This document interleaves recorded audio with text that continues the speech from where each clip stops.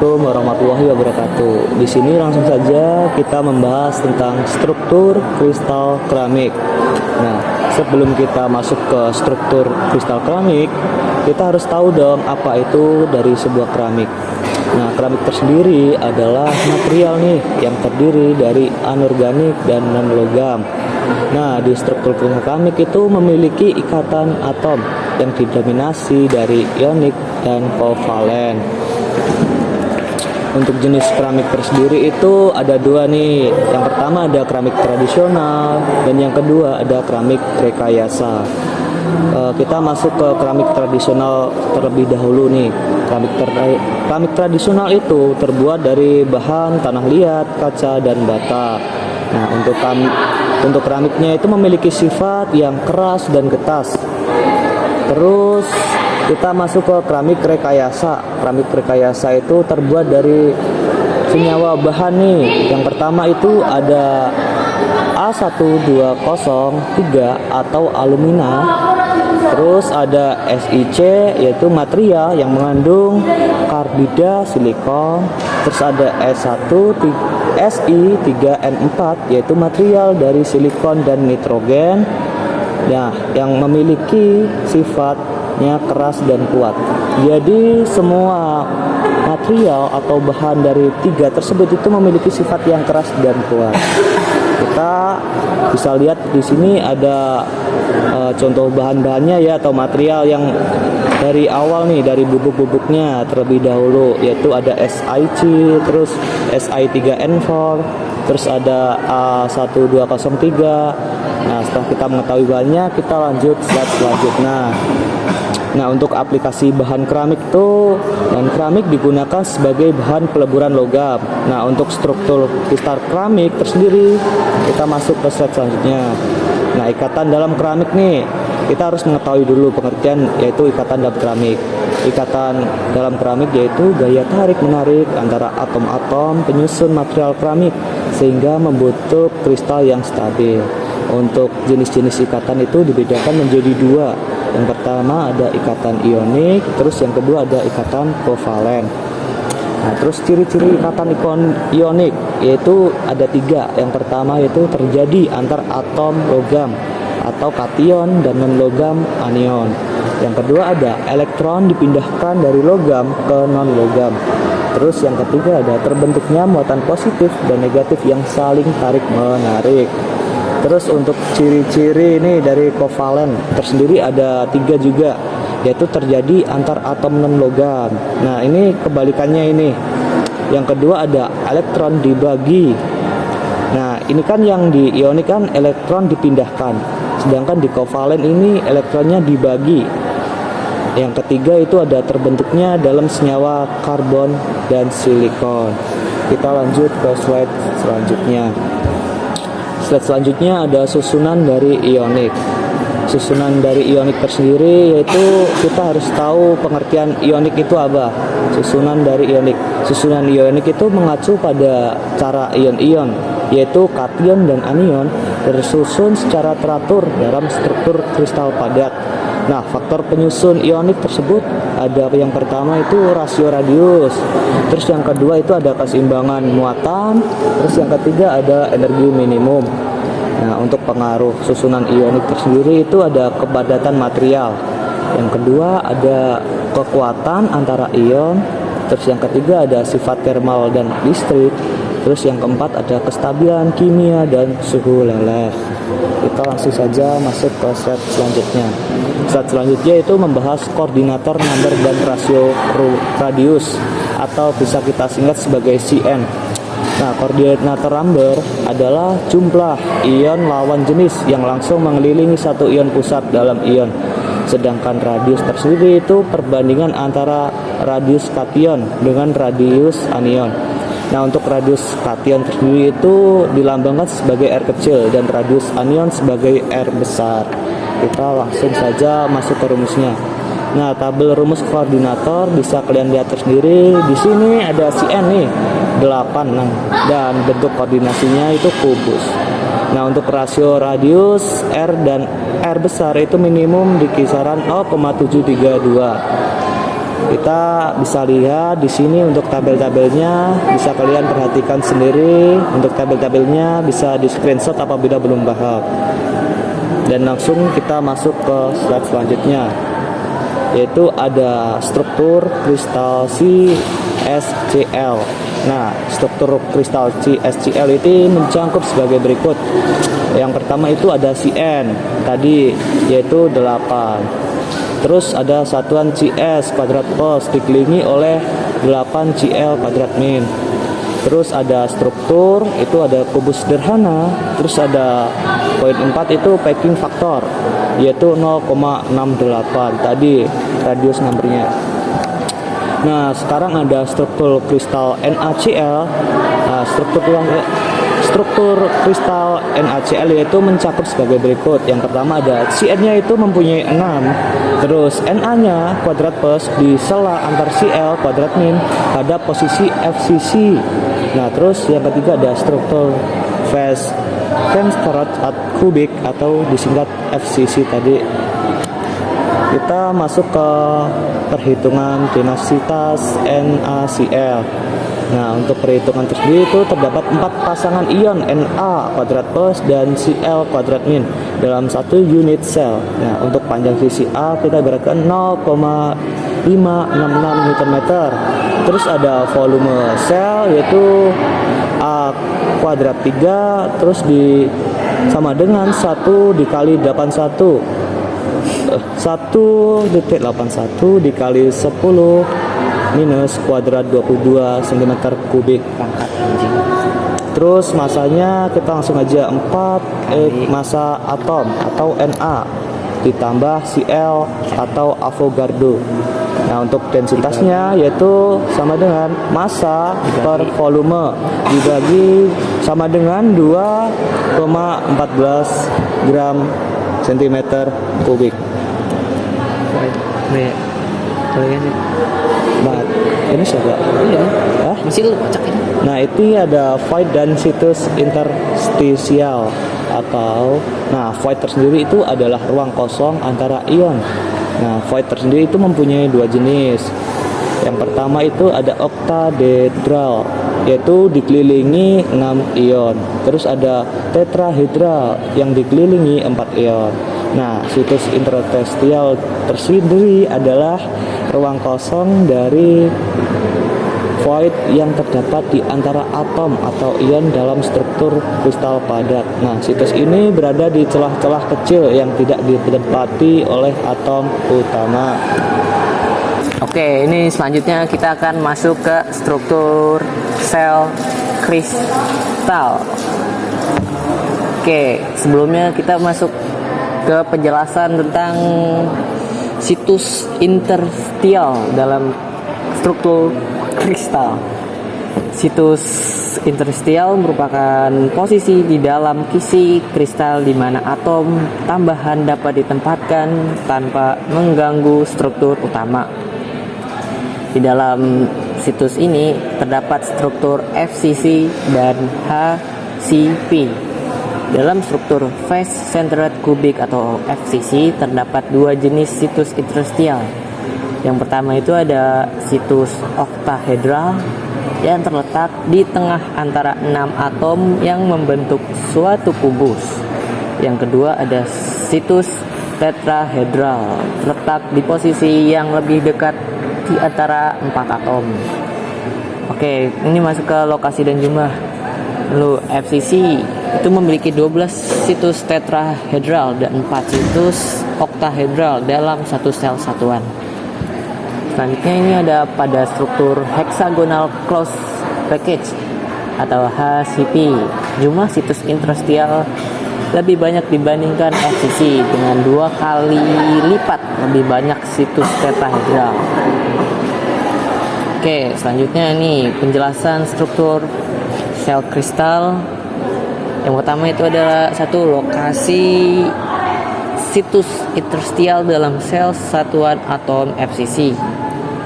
Situs oktahedral terletak pada posisi di pusat dan di tepi kubus sel satuan. Itu FCC ya? Yeah. FCC itu situs oktahedralnya terletak di pusat dan kubus sel satuan FCC yaitu 0,1 per 2, 1 per 2, 1 per 2, 0, 1 per 2, 1 per 2, 1 per 2,0. Susah banget bacanya, Cok. Sumpah. Untuk yang tetrahedral berlokasi di posisi tertentu dalam sel satuan FCC yaitu 1 per 4, 1 per 4, 1 per 4. Ini koma 3 per 4, 3 per 4, 3 per 4. Oke. Kita masuk ke struktur kristal zinc blend atau ZNS. Komposisi yaitu zinc atau Zn dan sulfur S dalam struktur FCC.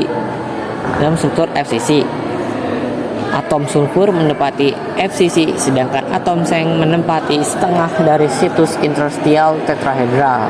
Dengan koordinasi, setiap atom Zn atau S memiliki nomor koordinasi 4 berinteraksi secara kovalen dengan atom lainnya. Oke, dalam struktur zinc ini memiliki fitur yaitu memiliki 4 atom seng dan 4 atom sulfur per unit sel. Jenis atom S atau Zn memiliki titik isi sel satuan FCC dan situs interstitial tetrahedral lainnya. Kesimpulannya dari kristal ZNS ini menggambarkan keterikatan atom dengan catatan penting tentang lokasi interstitial dalam sel FCC yang mempengaruhi sifat fisik dan kimia dari bahan tersebut. Oke, ini kita masuk ke perhitungan UO.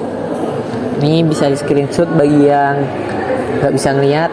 Ini soalnya itu hitunglah kerapatan UO atau uranium oksida yang memiliki struktur kalsium fluorida CaF atau jari-jari ionik yaitu U plus 0,105 nm dan 0,0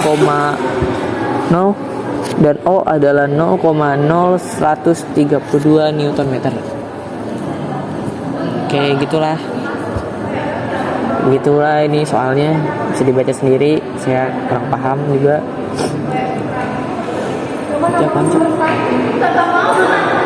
Panjang banget nih. Lanjutnya apa dah? Struktur sel kristal. Oke, dalam kesimpulan ini nilai kepadatan UO ini relevan untuk berbagai aplikasi termasuk penggunaan dalam bahan bakar nuklir. Oke, selanjutnya kita masuk struktur kristal anti fluorid. Jadi susah banget bacanya, Cuk. Struktur kristal antifluorid terdiri dari sel satuan face centered kubik atau FCC dengan komposisi anion, misalnya ion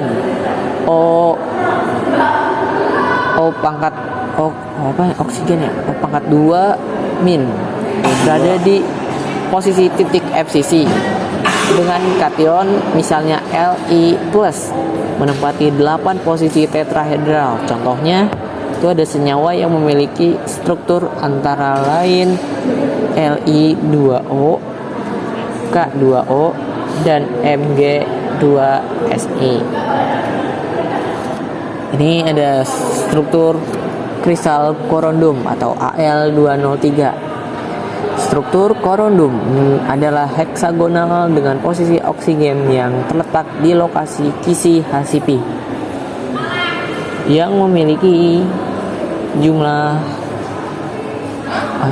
memiliki komposisi sebagai berikut, yaitu terdapat kation aluminium atau Ai3+ di tempat interstitial dan juga jumlah ion dalam satuan sel bervariasi dengan Ai3+ bertindak untuk menetralkan muatan.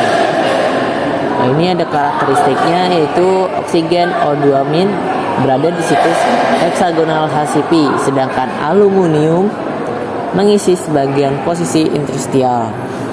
Ada di situ ya. Dan beberapa distorsi bisa terjadi pada struktur ini karena perbedaan ukuran ion. Anjay. Oke, selanjutnya struktur kristal spinel atau MgAl204. Struktur spinel memiliki rumus umum Ab2O4 di mana A adalah kasion dengan valensi plus 2 dan B adalah kasion dengan valensi plus 3 dan memiliki kisi. Nah, kisi-kisi dari ini adalah struktur ini membentuk kisi FCC dengan ion oksigen menyusun kisi dan ion A, serta B berada di posisi tetrahedral dan oktahedral. Aplikasinya itu struktur spinel banyak digunakan dalam aplikasi elektronik dan magnetik, serta memiliki sifat yang menarik untuk berbagai keperluan industri.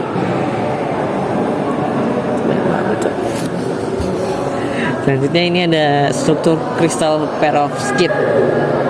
Struktur ini definisinya yaitu perovskit adalah struktur kristal yang umum pada beberapa senyawa termasuk CaTiO3 atau kalsium titanat dengan susunan ion kalsium atau Ca2+ berada di sudut sel satuan FCC dan ion oksigen O2- berada di posisi tengah permukaan sel satuan FCC dan ion titanium Ti4+ mengisi posisi interstitial oktahedral di bagian tengah kubus. Di sini suhu dan stabilitas. Suhu stabilitasnya struktur perovskit ini tetap stabil di bawah suhu sampai 120 derajat, tapi dapat berubah di bawah kondisi tertentu. Contoh senyawa lain yaitu memiliki struktur serupa termasuk SrTO3, CaZr03 dan LaAi03. Oke, ini masuk ke karbon dan alotropnya. Alotrop yaitu karbon yang memiliki berbagai bentuk alotrop, yang berarti ia dapat muncul dalam struktur kristal yang berbeda.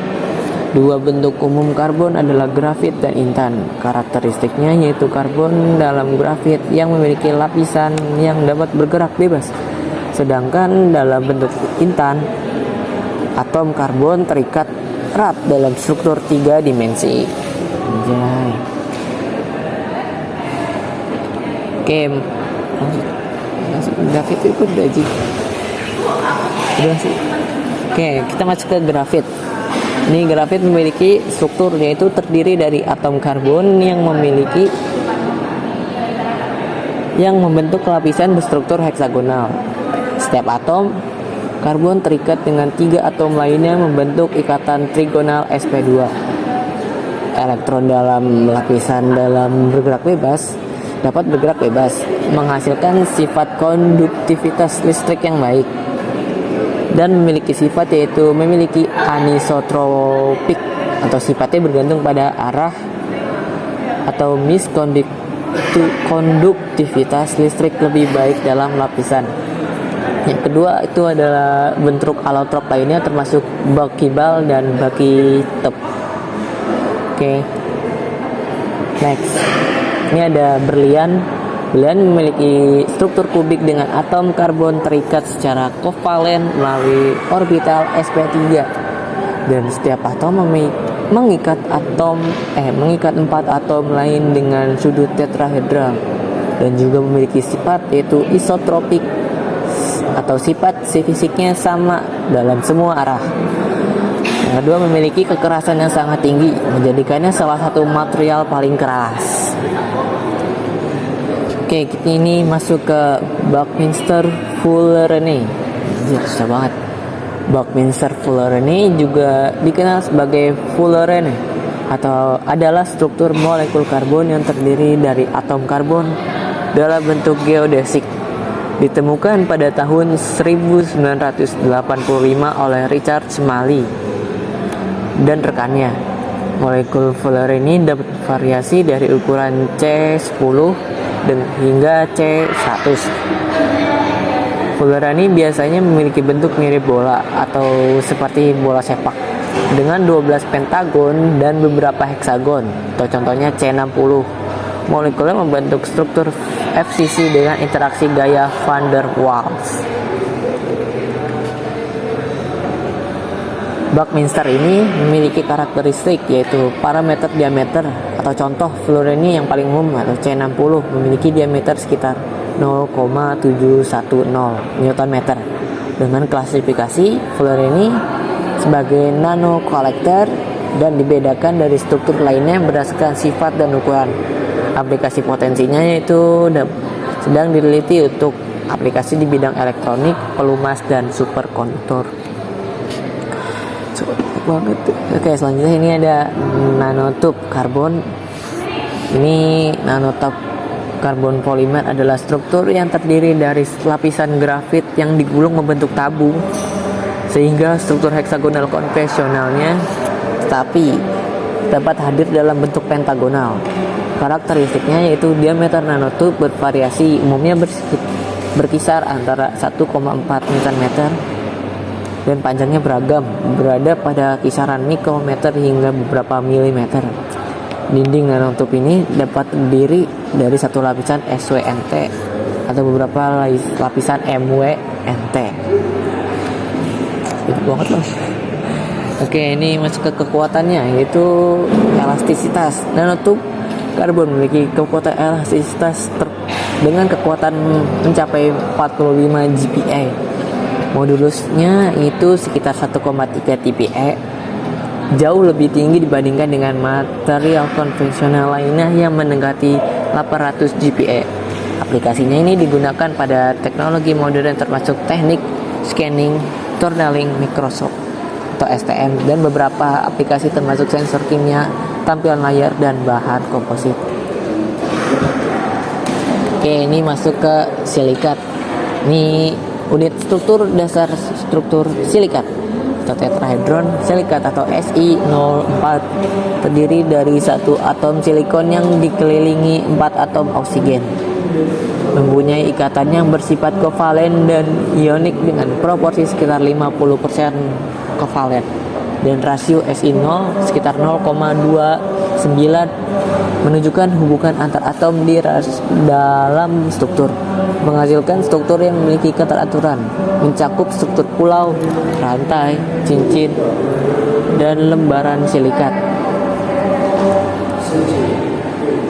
Oke, ini ada foto-fotonya ya, gambarnya. Ini ada struktur silikat, ini rantai silikat yang A, yang B lembaran silikat. Anjing bersih banget cuy.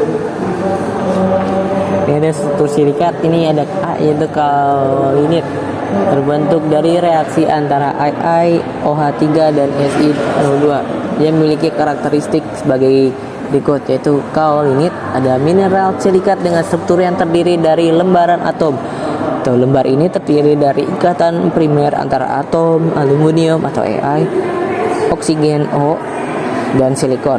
Struktur silika ini terdapat 3 struktur silika, yaitu kuarsa, tridimit, atau kristobalit. Masing-masing memiliki modifikasi yang berbeda.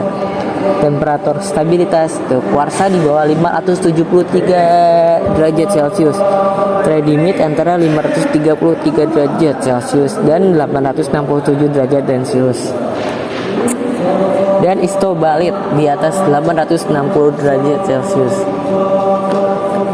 Oke, ini ada komposisi silikat. Di silikat ada kuarsa, tridimit, kristobalit. Untuk alumni silikat ini ada kaolinit atau tanah liat Cina atau pirofilit, metakaolinit, silimanit atau mulit. Sini juga ada alkalin alumina silikat, yaitu feldspar kalium, soda feldspar atau mika muscovite, montromorolit atau lecit. Dan sini juga ada magnesium silikat, yaitu corderit, stearit, chrysolite atau asbes atau forsterit. Dan di sini ada kata-kata nih dari Albert Einstein, yaitu seseorang yang tidak pernah membuat kesalahan berarti ia tidak pernah mencoba sesuatu yang baru. Jadi kita itu ibaratnya nggak boleh takut nih membuat kesalahan, karena dengan membuat kesalahan kita bisa memperbaiki dan mengevaluasi diri kita sendiri. Sekian dan terima kasih.